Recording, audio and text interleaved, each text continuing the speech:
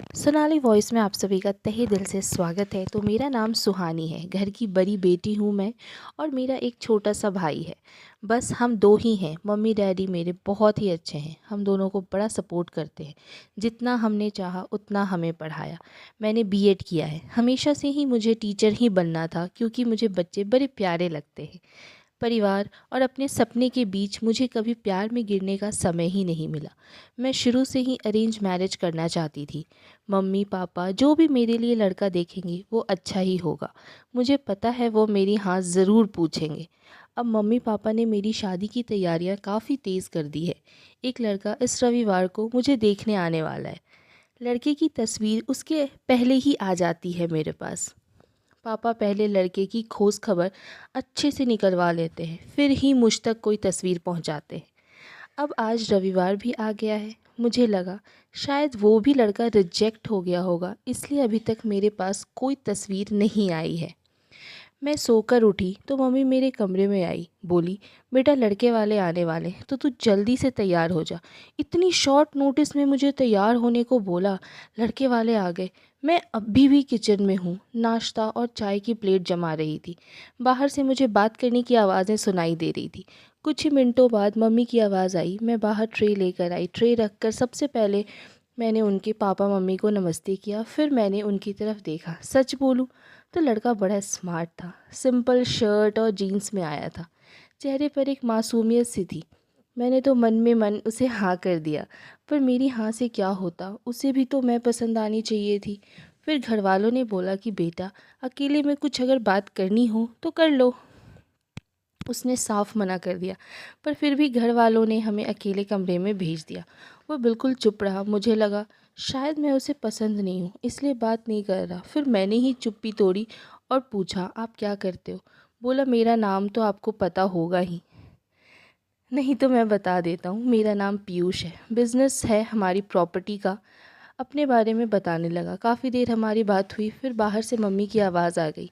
बड़ों में बात हुई और रिश्ता भी तय हो गया। उनके घर वाले जल्द ही शादी करना चाहते थे। पिताजी ने अपनी अपनी तरफ से सारी खोज खबर अच्छे से कर ली, इसीलिए शादी 1 महीना के बाद ही तय हुआ। इस दौरान पीयूष ने मेरा नंबर लेकर हमने काफ़ी सारी बात की। वह थोड़े शर्मीले थे, इसलिए मैंने ही पहल की। करीब 1 महीने तक हम में काफ़ी बात हुई और प्यार वाली फीलिंग तक आ गई। यह मुझे पता चल गया कि हमारी शादी का दिन आ गया और मैं अंदर ही अंदर बड़ी खुश थी। मम्मी और पापा को छोड़कर जाने का गम तो था, लेकिन मुझे लगा कि मुझे सही जीवन साथी मिल गया है। अब बारी सुहाग रात की थी। मैं थोड़ी घबराई हुई बैठी थी बेड पर। वो आए और मेरी तरफ देखा। मैंने भी हल्की सी स्माइल पास की। पीयूष ने कुर्ता पहन रखा था। वह थोड़े घबराए लग रहे थे। मुझे लगा जैसे मैं नर्वस हूँ, शायद वो भी मेरी ही तरह नर्वस है। पीयूष अब बाथरूम गए और कुर्ता चेंज करके आए। फिर पीयूष आकर बोले कि वो बहुत थक गए हैं तो आज आराम कर लो। मुझे लगा कि हो सकता है वो थक गए होंगे, इसलिए मैंने ज़्यादा सवाल जवाब करना सही नहीं समझा। अगली सुबह वो बाथरूम में से फ्रेश होकर नहाकर और कपड़े अंदर ही चेंज करके आए। मुझे थोड़ा अजीब लगा, फिर मैंने सोचा शायद उनकी यह आदत होगी। अगली रात फिर आई और पीयूष ने फिर ऐसा ही किया। अभी तक वो मेरे पास भी नहीं आए थे। अब मुझे लगा कि पीयूष कुछ तो छुपा रहे, क्योंकि उसके चेहरे पर वो साफ दिखाई दे रहा था कि वो कुछ छुपा रहे। अगली रात जब वो बाथरूम से कपड़े चेंज करके आए तो मैंने उन्हें टोक ही दिया। आप क्या छुपा रहे हो, कुछ बात तो है, आप मुझे बता सकते हो।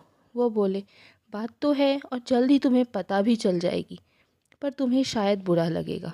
तो मैंने बोला आप नहीं बताओगे तो ज़्यादा बुरा लगेगा। उन्होंने अपना शर्ट खोला और फिर उनसे कुछ कहना नहीं पड़ा, मैं खुद ही समझ गई। उसके चेस्ट पे एक लड़की का नाम का टैटू था, रिया। अब मैं चुप हो गई और चुपचाप बेड के एक साइड पर जाकर सो गई।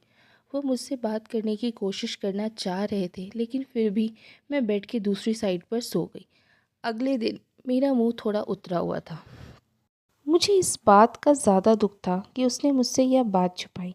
हाँ, हमें समय कब मिला, लेकिन फिर भी इतना समय था कि वो मुझे बता सकते थे। अगली रात वो फिर कमरे में आए। उनके सोने के पहले ही मैं बेड के साइड पर जाकर सो चुकी थी। उन्होंने मुझे मेरी बाह पर हाथ लगाया और बोला तुम चाहो तो हम बात कर सकते हैं। मैंने बोला अब क्या बताओगे। वो बोले कि मैं जिस लड़की से प्यार करता था, लेकिन मैं प्यार करता था, लेकिन उसे हमेशा से ही विदेश में शिफ्ट होना था, इसलिए जब हम उसे मौका मिला तो वो चली गई।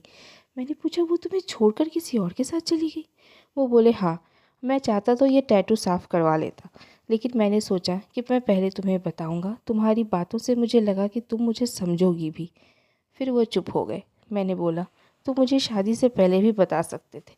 वो बोले, अगर मैं बताता तो क्या तुम मुझसे शादी करती? और अगर अब भी तुम जाना चाहती हो तो जा सकती हो। मैं वही करूँगा जो तुम्हें अच्छा लगे। उस रात मेरा गुस्सा पता नहीं कहाँ चला गया, लेकिन थोड़ा डर भी था कि फिर कहीं ये झूठ तो नहीं बोल रहा इतनी मासूम सी शक्ल बनाकर। मैंने कुछ जवाब नहीं दिया। लगभग 3 महीने तक हमारी कोई बात नहीं हुई। फिर मैं अपने पापा की तरह उसकी परीक्षा ले रही थी। फिर एक रात उसने मुझसे पूछा, लड़की से ज़्यादा प्यार करोगे या मुझसे? वो बोले, वो तो उसी रात हो गया था जब तुमने सच सुनने के बाद भी मुझे माफ़ कर दिया। मैंने बोला, मैंने कब बोला कि मैंने तुम्हें माफ़ कर दिया? वो बोले कि अब बोल दो ना।